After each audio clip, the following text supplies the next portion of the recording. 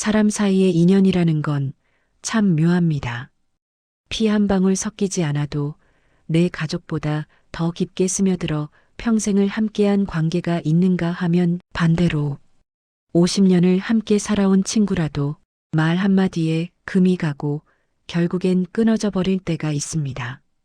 오늘 이야기의 주인공, 강원도 작은 마을에서 태어나 같은 들판, 같은 하천, 같은 논밭 냄새를 맡으며 50년을 함께한 두 노인 상길과 만수. 누군가는 말합니다. 노년에는 더 너그러워진다고.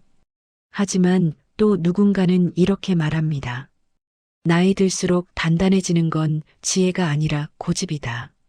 그 두 말 사이에서 위태롭게 흔들리며 어느 날 둘의 인연은 한 문장으로 끊어졌습니다.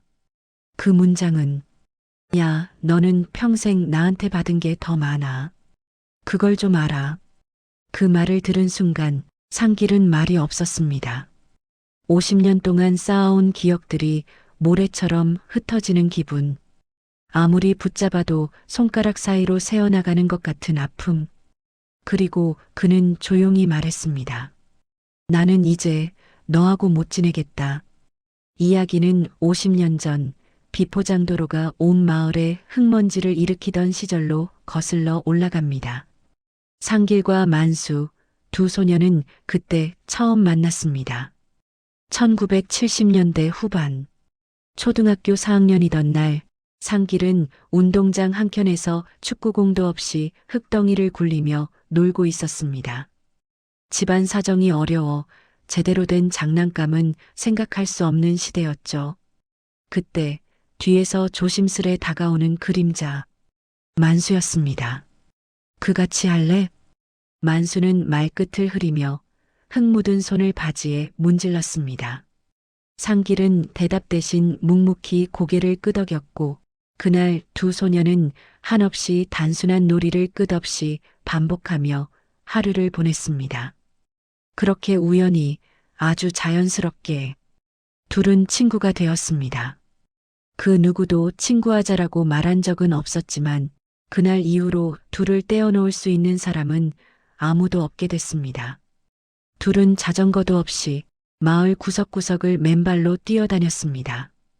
개울가에서 물고기를 잡다 둘 다 빠지기도 하고 산에서 도토리를 줍다 멧돼지를 보고 울부짖으며 뛰어내려오기도 했죠. 그때는 가진 것이 없어도 아무것도 무섭지 않은 시절이었습니다. 세상에 대한 기대보다 눈앞의 재미와 친구의 웃음이 더 컸던 시절. 상길의 아버지는 일찍 돌아가셨습니다. 홀어머니가 품팔이로 살아가던 터라 상길은 늘 무거운 표정이었죠. 어느 겨울날 상길이 교실 바닥에 앉아 잠들어 있었습니다. 너무 추워 전날 밤 잠을 설쳤기 때문이죠. 그 모습을 본 만수는 조심스레 자신의 목도리를 풀어 상길의 목에 감아줬습니다. 춥지? 좀. 그날 상길은 처음으로 누군가에게 의지해도 괜찮다는 걸 배웠습니다. 만수는 그걸 알았는지도 모릅니다. 그저 말없이 곁을 지켜준 것뿐이었으니까요. 어쩌면 사람 사이의 깊은 인연이라는 건 고맙다, 미안하다 같은 말로 쌓이는 게 아닐지도 모릅니다. 그저 말하지 않아도 옆에 있어주는 순간들이 서서히 쌓이고 쌓여 만들어지는 게 아닐까요? 중학교 2학년 여름 학교 뒤편 언덕을 올라가던 둘은 문득 이런 얘기를 나눴습니다. 야, 나중에 우리 나이 들어서도 술 한잔하면서 놀자. 당연하지. 우리가 싸우면 그건 세상이 잘못된 거야. 둘은 고개를 끄덕이며 하늘을 올려다봤습니다. 분명히 약속했죠. 어른이 되어서도 나이가 들어서도 이 우정은 흔들리지 않을 거라고. 하지만 세상은 늘 사람의 다짐보다 빠르게 변하고 사람의 마음은 나이가 들수록 더 복잡해집니다. 그리고 그 복잡함이 50년 뒤 그들의 인연을 무참히 끊어버리게 될 줄 그 누구도 알지 못했습니다. 소년의 시간은 금방 지나갑니다. 언젠가부터 둘은 더 이상 개울가를 뛰어다니는 아이가 아니었고 서른이 가까워올 무렵엔 각자의 짐을 어깨에 짊어진 어른이 되어 있었습니다. 하지만 인연이라는 건 꼭 같은 길을 걸어야 이어지는 게 아니죠. 다른 길을 걸어도 서로를 향하는 마음이 있다면 그건 끊어지지 않습니다. 상길은 고등학교를 마친 뒤 바로 일터로 나갔습니다. 집안 사정은 변함없이 어려웠고 당장 돈을 벌어야 했죠. 건설 현장에서 일하며 먼지와 땀이 뒤섞인 하루를 버텨내며 살아갔습니다. 반면 만수는 운 좋게도 장학생으로 선발되어 서울로 올라갔습니다. 대학을 다니고 자취방에서 밤새우며 글을 읽고 세상은 넓다는 걸 몸으로 느끼던 시절이었죠. 둘 사이의 삶은 점점 달라졌지만 서로를 잊지 않았습니다. 만수는 가끔 내려오면 상길을 찾아 막걸리 한 잔을 걸쳤고 상길은 그럴 때마다 말하곤 했습니다. 너는 됐어. 그냥 서울에서 내 공부나 해. 나 때문에 시간 아깝게 오지 말고. 그러면 만수는 늘 이렇게 답했습니다. 야, 내가 내려온 게 내 얼굴 보고 싶어서 온 거지. 무슨 이유가 필요하냐? 그 대답은 늘 상길의 마음을 조용히 따뜻하게 해줬습니다. 삶이 흔들릴 때에도 누군가 변하지 않는 마음을 준다는 건 얼마나 큰 위로인지 모릅니다. 28. 상길의 어머니가 갑작스럽게 쓰러졌습니다. 병원비는 산처럼 쌓였고 상길은 밤낮으로 일해야 했습니다. 그 시절 그는 자주 이런 말을 내뱉곤 했습니다. 사람이 왜 사는지 모르겠다. 돈 없으면 그냥 죽으란 소린가. 그 말을 듣고 만수는 묵묵히 상길 앞에 봉투를 내밀었습니다. 이건 내가 갚을 필요 없어. 그냥 필요할 때 쓰라고. 상길은 끝내 봉투를 받지 않았습니다. 자존심 때문이었죠. 하지만 그날 밤 상길은 친구가 있다는 사실 하나로 겨우 버텨냈습니다. 살아가다 보면 누군가는 돈이 없어 힘들고 누군가는 사랑이 없어 외롭고 누군가는 일이 없어 고단합니다. 하지만 상길에게는 힘들면 말없이 옆에 있어주는 친구, 그게 있었습니다. 30이 되던 해 만수가 결혼을 했습니다. 서울에서 만난 여자였고 둘은 서로가 서로를 아끼는 게 눈에 보였습니다. 문제는 결혼식 축가를 부탁받은 상길이었습니다. 야, 나 노래 못해. 괜찮아. 너니까 해줬으면 해. 그 부탁에 상길은 밤마다 혼자 산길을 걸으며 노래를 연습했습니다. 들리는 건 개 짖는 소리뿐이었죠. 결혼식 날 상길은 떨리는 목소리로 조용히 노래를 불렀습니다. 가사도 제대로 기억 못해서 중간에 멈췄고 음도 잔뜩 틀렸습니다. 그러나 만수는 세상에서 가장 행복한 얼굴로 박수를 쳐줬습니다. 야, 그걸로 됐다. 너라서 좋았다. 다른 사람들은 모릅니다. 그 어설프고 촌스러운 축가가 상길이 건넬 수 있는 가장 큰 진심이었다는 걸. 사람의 마음은 길지 않아도 화려하지 않아도 됩니다. 그저 사람을 향해 있으면 되는 겁니다. 몇 년 뒤 상길도 결혼을 했습니다. 마을에서 소개받은 여인이었고 둘은 그럭저럭 잘 맞았습니다. 그런데 결혼식 날 만수가 회사 일로 너무 늦게 내려왔습니다. 식은 이미 끝나 있었고 상길은 뒤풀이 자리에서 말없이 술만 마시고 있었습니다. 야, 늦어서 미안하다. 정말 어쩔 수가 됐어. 그날 상길은 평생 처음으로 말없이 돌아서는 만수의 뒷모습을 보았습니다. 나레이션. 그때부터 아주 작은 균열이 둘 사이에 생기기 시작했습니다. 친구란 깊다고 생각할수록 조금의 상처가 더 크게 느껴지는 법이죠. 40대에 들어서면서 둘은 점점 말이 줄었습니다. 연락은 계속했지만 어딘가 어색하고 어딘가 조심스럽고 예전처럼 편하지 않았습니다. 만수는 상길이 말을 아끼는 이유를 여전히 성격이 그런가 보다라고 생각했고, 상길은 만수가 자신을 불쌍하게 보는 것 같다고 느꼈습니다. 그러나 진실은 둘 중 누구도 서로를 무시하거나 가볍게 여기지 않았다는 것입니다. 그저 인생을 버티느라 마음의 여유가 사라진 것 뿐이었습니다. 그러나 사람의 마음은 단단한 듯하지만 결국엔 작고 여립니다.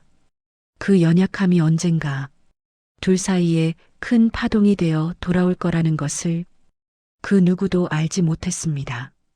둘은 나이 50을 넘기며 전혀 다른 인생을 살고 있었습니다. 만수는 공무원으로 정년을 준비하며 그럭저럭 안정적인 삶을 살았고, 상길은 집안 사정과 아이들로 인해 여전히 하루하루를 벼랑 끝처럼 버티고 있었습니다. 어떤 날 상길은 이렇게 말하곤 했습니다. 야, 사람 사는 게 왜 이렇게 힘드냐? 그럼 만수는 뭔가 해야 한다는 책임감에 괜히 쓴소리를 하곤 했습니다. 너도 좀 욕심을 가져야지. 그렇게 항상 힘들다, 힘들다 하면 뭐가 좋아지냐?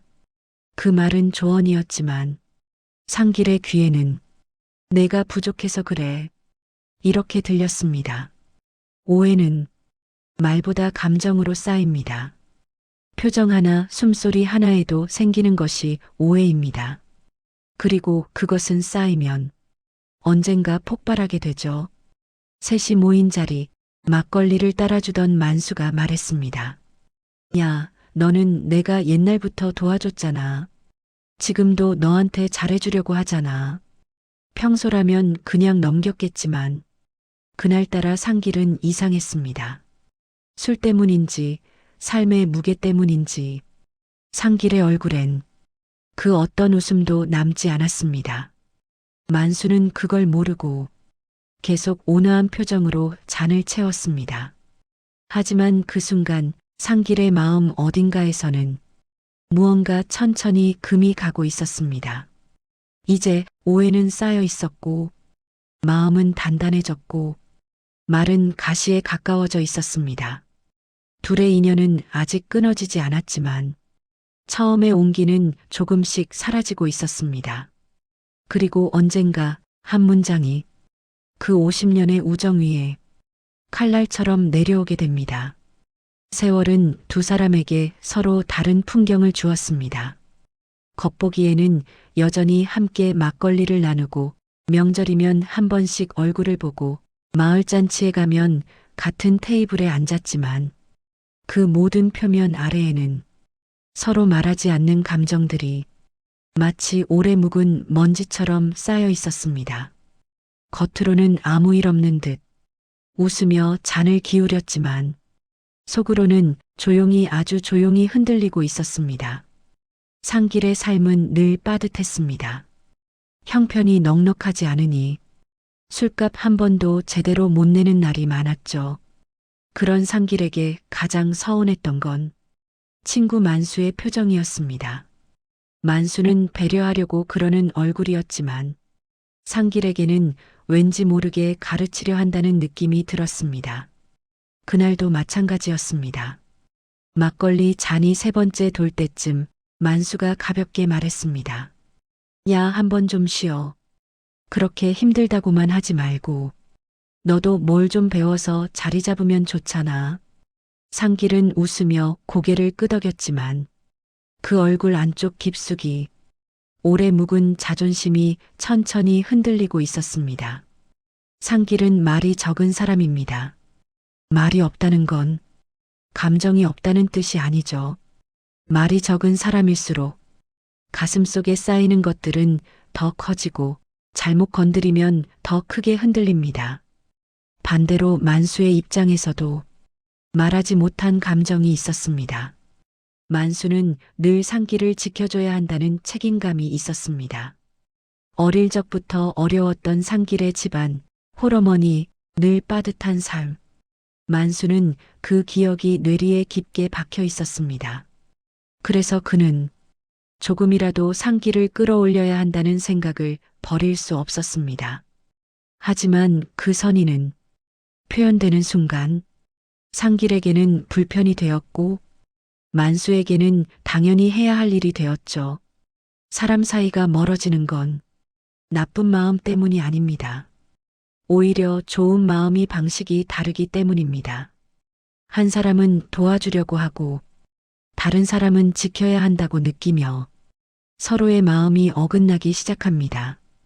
어느 늦여름 저녁, 둘은 마을 앞 주막에서 막걸리를 마시고 있었습니다. 만수는 상길의 아들 이야기를 꺼냈습니다. 너네 큰아들 공부 좀 더 시키지. 내가 아는 학원이라도 소개해 줄까? 순간 상길의 눈빛이 흔들렸습니다. 우리 집 사정 내가 다 알잖아. 그러니까 도와주려고 하는 거잖아. 너 혼자 힘들게 하지 말고 좀 말해. 내가 할 수 있는 만큼이라도. 그때 상길의 표정은 평생 만수가 본 적 없는 얼굴이었습니다. 만수야, 너 왜 자꾸 나를 그렇게 보냐? 뭐를? 맨날 내가 못 사는 놈처럼, 내가 좀 앞서간다고 날 끌어주려는 것처럼. 만수는 예상치 못한 말에 말문이 막혔습니다. 야, 그게 아니라. 됐어. 그런 말 하지 마.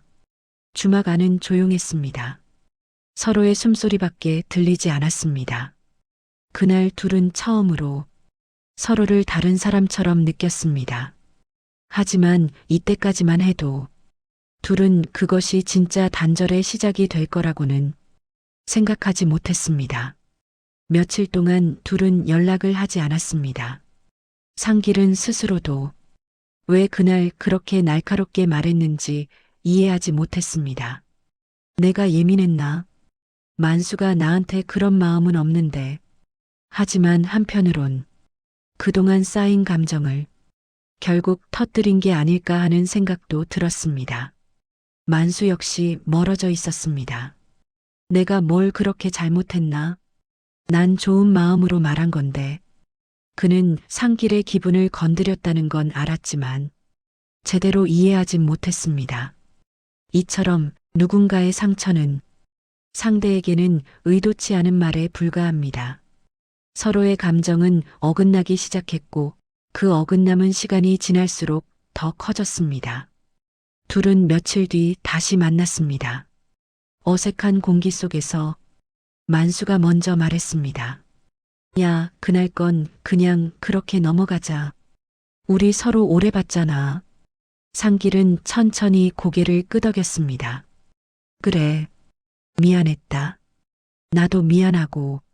하지만 문제는 둘 다 진짜 이유를 말하지 않았다는 겁니다. 만수는 괜찮다고 했지만 그 속엔 왜 저렇게 화냈지? 라는 의문이 남았고 상길은 미안하다고 했지만 그 속엔 내가 약자로 보이나? 라는 의심이 남아 있었습니다. 관계란 겉으로 잘 지내는 것처럼 보여도 내면에 남은 미세한 상처가 시간이 지날수록 서서히 부풀어 오릅니다.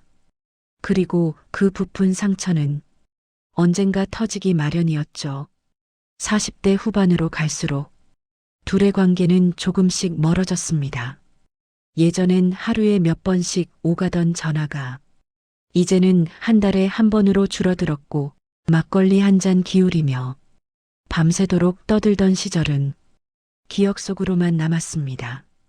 하지만 둘 다 그것이 진짜 멀어진 것이라는 걸 인정하지 않았습니다. 바쁘니까 그런 거겠지. 나이 들면 다 이렇게 되지 뭐. 스스로 그렇게 합리화하며 서로의 마음이 멀어지는 걸 외면했습니다.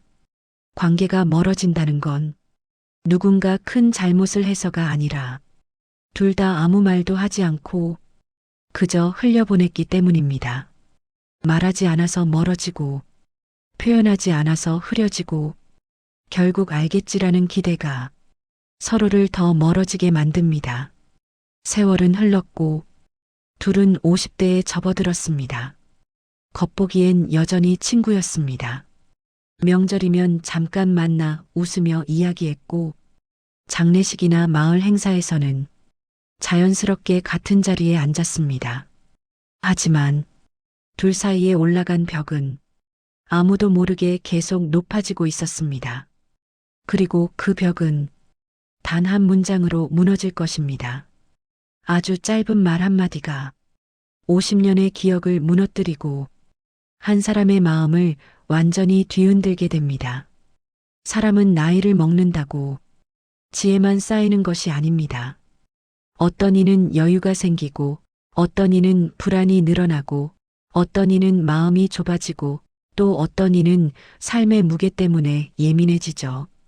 상길과 만수 역시 마찬가지였습니다. 50년을 함께 보냈다고 해서 서로를 완전히 이해하는 것은 아니었습니다. 오히려 50년이라는 시간 속에 말 못한 감정들이 더 많이 쌓여 있었죠. 만수는 정년을 마치고 퇴직금을 받아 어느 정도 안정된 노후를 준비했습니다. 집사람과의 관계도 비교적 평온했고 생활비 걱정도 크게 없었습니다. 하지만 상길은 달랐습니다. 아이 둘을 결혼시키고 나니 빚만 늘어 있었습니다. 퇴직금도 없었고 노후를 위한 돈도 거의 남지 않았습니다. 60대가 되면서 이 두 사람의 삶은 더욱 뚜렷하게 갈렸습니다. 나레이션.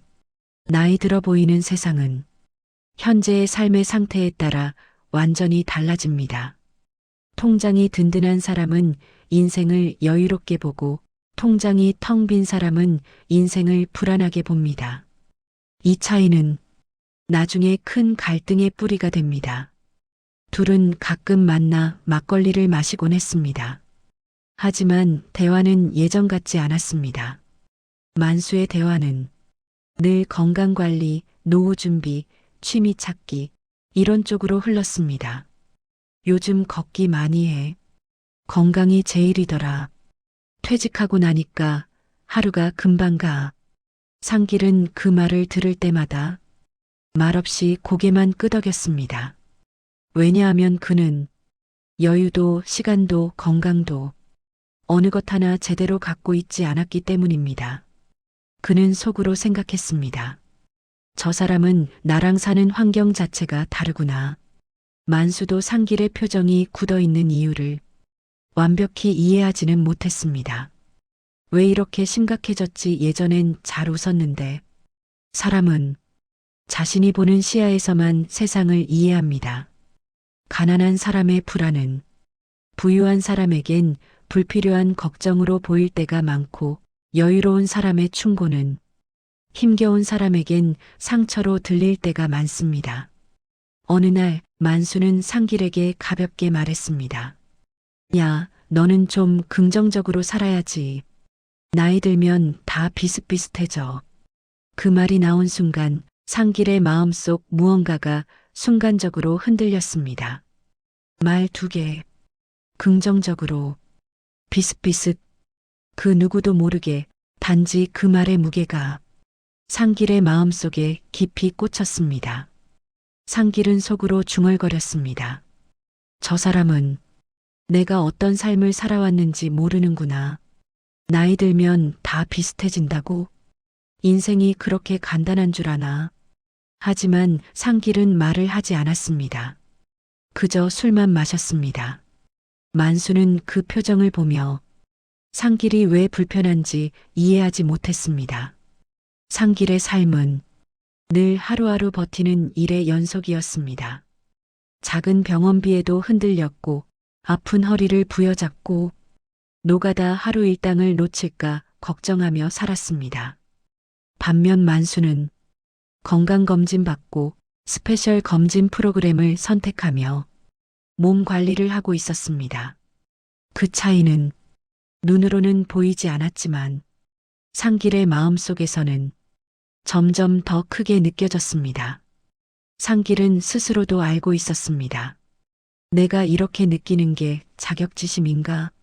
하지만 그 생각을 멈출 수 없었습니다. 그리고 그 자격지심은 나중에 만수가 던진 한 문장에 거대한 폭발을 일으키는 기폭제가 됩니다.